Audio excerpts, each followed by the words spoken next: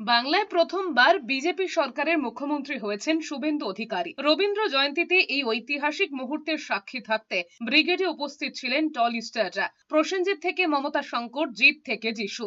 মঞ্চে ছিলেন মিঠুন চক্রবর্তীও। শপথ অনুষ্ঠানে এসেছিলেন অজয় চক্রবর্তী, তেজেন্দ্র নারায়ণ মজুমদার, অঞ্জনা বসু, ত্রমিলা ভট্টাচার্য, ঋষি কৌশিক, কৌশিক রায়, সংঘমিত্রা ভট্টাচার্যরা। ব্রিগেডের জনস্রোতে কার্যত মিশে গিয়েছেন সেলিব্রিটিরা। প্রত্যেকেই বলছেন নতুন সরকারের থেকে অনেক প্রত্যাশা রয়েছে, বিশেষ করে সুশাসন। বাংলার মানুষ এত বছর ধরে যে যে যে বিষয়গুলোতে বঞ্চিত ছিল সেগুলো সেই প্রত্যাশা পূরণের আশায় এই পরিবর্তন হয়েছে। এই জঙ্গল রাজ থেকে বেরোনোর একটা যে ডাক অমিত শাহজি এবং নরেন্দ্র মোদীজি দিয়েছিলেন, তাতে বাংলার মানুষ সাড়া দিয়েছে এবং আশা করছি সুশাসন আসবে, ডেফিনেটলি আসবে। কলকাতা একটু শান্তিভাবে থাকুক, যেমনি আগে হতো ওইটা হোক না।